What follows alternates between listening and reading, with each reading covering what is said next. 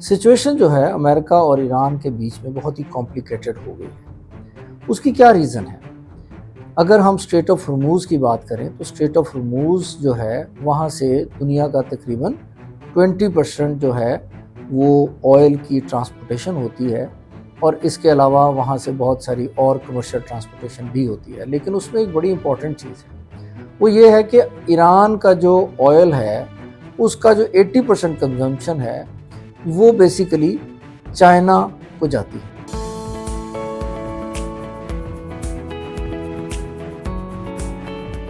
और वो इसी रूट से गुजर के जाती है। और चाइना जो है जब से ये जंग हुई है और ईरान का कंट्रोल स्ट्रेट ऑफ हॉर्मूज़ पे हुआ, तो चाइना जो ऑयल है ईरान का उसको डॉलर में नहीं ख़रीद रहा बल्कि चाइनीज़ करेंसी में ख़रीद रहा है। ये बहुत ही क्रिटिकल बात है अमेरिका के लिए। उसकी वजह यह है कि अमेरिका के जो पेट्रो डॉलर का जो इशू है वो ये है कि दुनिया में जहाँ पे भी ऑयल बेचा या ख़रीदा जाता है तो उसकी पेमेंट जो है वो डॉलर्स में होती है, जिसका इनडायरेक्टली और डायरेक्टली फ़ायदा अमेरिका को होता है।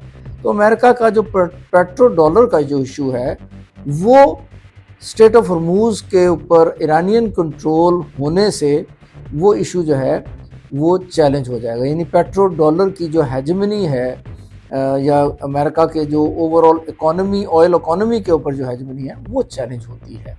ये है सबसे इम्पॉर्टेंट इशू अगर हम स्ट्रेट ऑफ हॉर्मूज़ के ओपन होने या उसके ईरान के कंट्रोल में होने की बात अगर हम करें तो ये वो क्रिटिकल चीज़ है अमेरिका के लिए, जिसके ऊपर अमेरिका एक्सेप्ट करने के लिए तैयार नहीं हो रहा। दूसरा जो इशू है वो है ईरान के न्यूक्लियर इशू का। अब ईरान के न्यूक्लियर इशू का मतलब ये है कि ईरान अगर कल को न्यूक्लियर कैपेबिलिटी गेन कर लेता है तो उसका जो डायरेक्ट जो है उसकी जो डायरेक्ट थ्रेट जो है वो इसराइल को जाती है। तो इसराइल की hegemony with in the middle east वो फिर चैलेंज हो जाती है। तो ये फिर अगेन अमेरिका को या इसराइल को ये एक्सेप्टेबल नहीं है। अब ईरान जो है उसके पास इस वक्त कहा यह जा रहा है कि तकरीबन 440 किलोग्राम जो है वो न्यूक्लियर फिजन मटीरियल है जो 60% एनरिच्ड है। अब ये जो 60% एनरिच्ड फिजन मटीरियल है इसका 80% एनरिच हो जाने के लिए बहुत थोड़ा अर्सा उसको लिए चाहिए, और अगर वो 80% या 90% तक एनरिच हो जाता है 440 किलोग्राम तो वो तकरीबन 60+ न्यूक्लियर बॉम्ब जो हैं वो एक स्मॉल साइज़ के न्यूक्लियर बॉम्ब जो हैं वो उससे बन सकते हैं। तो ये एक अमेरिका के लिए अनएक्सेप्टेबल चीज़ है और डेफिनेटली इसराइल के लिए भी एक्सेप्टेबल चीज़ है, और यही नहीं बल्कि बहुत सारे मिडिल ईस्टर्न कंट्रीज़ जो ईरान से थ्रेट फील करते हैं उनके लिए भी ये बहुत अनएक्सेप्टेबल चीज़ है। ये है उसकी दूसरी वजह इन सारी सिचुएशन की कॉम्प्लिकेट होने की। एक और बहुत क्रिटिकल इशू है जो कि कहीं ना कहीं नेगोशिएशंस को रोक रहा है या उसमें कोई हर्डल क्रिएट कर रहा है, वो है अमेरिका की मिडिल ईस्ट में प्रेजेंस। अब अमेरिका की मिडिल ईस्ट में 13 बेसेस हैं जिनके बारे में ये कहा जा रहा है कि उनमें से majority of them have been seriously damaged by the Iranian missiles. अब ये जो इशू है इसके दो रुख हैं। एक तो ये है कि ईरान की ये डिमांड है कि जी अमेरिका अपनी प्रेजेंस जो है मिडिल ईस्ट से ख़त्म करे, यानी ये जो बेसिस है ये ख़त्म करे, जो कि अमेरिका के लिए शायद एक बहुत ही मुश्किल डिसीजन हो सकता है। बल्कि मैं तो कहूँगा कि it is almost impossible for America कि वो यहाँ से अपनी बेसिस को ख़त्म कर दे। लेकिन इस इशू का एक और भी क्रिटिकल पॉइंट जो है वो सामने ये आ रहा है कि ये जो डैमेज हो चुकी हैं बेसिस अमेरिका की, इनको रीबिल्ड कौन करेगा। तो आफ्टर द वॉर कहा यह जा रहा है कि अमेरिका और उसके जो मिडिल ईस्ट के एलाइज हैं उनके दरमियान इस बात को लेकर कॉन्फ्लिक्ट हो सकता है, और अमेरिका अगर डिमांड करता है कि जी इसको जो मिडिल ईस्टर्न पावर्स हैं या मिडिल ईस्टर्न स्टेट्स हैं वो इनको रीबिल्ड करें तो that is going to be an expensive issue, और उसके लिए शायद वो एक्सेप्ट ना करें। In that case logical and हमें इस तरह नज़र आता है कि अमेरिका जो है फिर अपनी जो बेसिस हैं यहाँ पे मिडिल ईस्ट में उनको कम करेगा, तो उससे अमेरिका की प्रेजेंस भी कम हो सकती है। तो ये इशू भी जो है वो कहीं ना कहीं बैकग्राउंड में लगता है कि कहीं ना कहीं कोई प्ले अप कर रहा है, बिकॉज अगर अमेरिका की जो प्रेजेंस है वो मिडिल ईस्ट में कम होगी तो उसका नुकसान जो है वो इसराइल को होगा। तो इसराइल फिर नहीं चाहेगा कि ये बात जो है अमेरिका कल को एक्सेप्ट करे कि अपनी प्रेजेंस यहाँ से ख़त्म करे। तो नेगोशिएशंस में या इस सारे सिचुएशन की रेजोल्यूशन की तरफ जो बात नहीं जा सक रही, शायद ये बात भी कहीं ना कहीं प्ले कर रही है बैकग्राउंड में। इसके अलावा एक और बहुत इंपॉर्टेंट इशू जो है वो है ईरान की प्रॉक्सीज़ का। अब ईरान की प्रॉक्सीज़ में जो हैं, जो हिज़्बुल्लाह है और हुसीज़ हैं, ये बड़ी इंपॉर्टेंट है। ईरान से ये डिमांड की जा रही है ड्यूरिंग नेगोशिएशंस डेफिनेटली कि जी प्रॉक्सीज़ की सपोर्ट ख़त्म करे, लेकिन जैसे हुसीज़ हैं या हिज़्बुल्लाह हैं, ईरान उनकी सपोर्ट ख़त्म करने के लिए तैयार नहीं होगा। लगता है सही है, जिससे ये सिचुएशन जो है वो रेजोल्यूशन की तरफ शायद नहीं जा रही।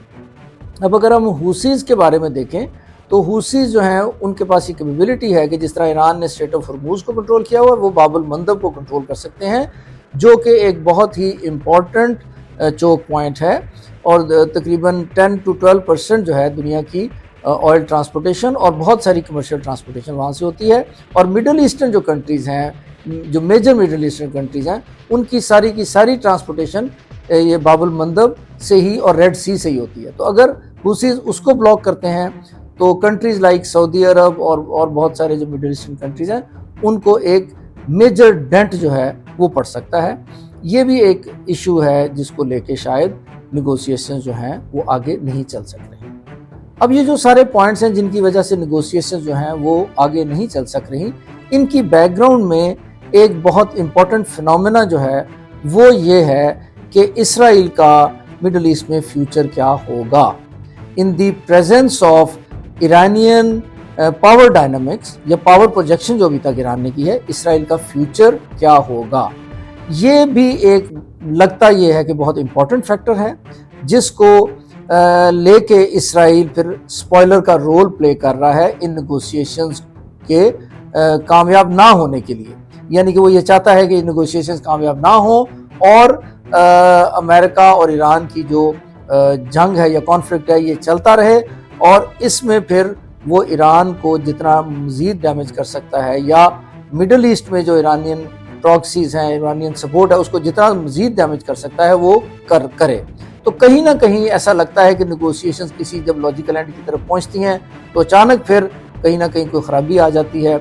जैसे कि जेडी वैंस ने कहा कि जी हम तकरीबन we were just close to the agreement, तो एकदम वो फिर कोई फ़ोन आ गया या कोई ऐसी बात हो गई जिससे ये नेगोशिएशंस जो हैं वो फिर जो है वो उसका डिले का शिकार हो गई। तो इसराइल भी ऐसा लगता है कि कहीं ना कहीं बैकग्राउंड में इन नेगोशिएशन को फेल करने की कोशिश कर रहा है।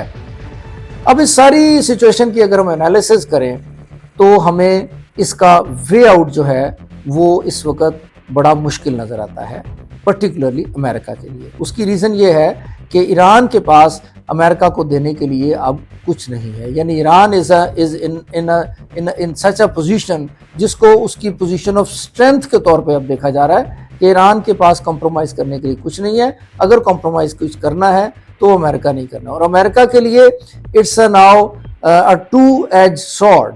बेसिकली अमेरिका अगर अपनी कोई कॉम्प्रोमाइज़ करके सिचुएशन से निकलता है तो अमेरिका की शिकस्त समझा जाएगा और वो डोनाल्ड ट्रंप साहब के लिए बहुत ही डैमेजिंग होगा।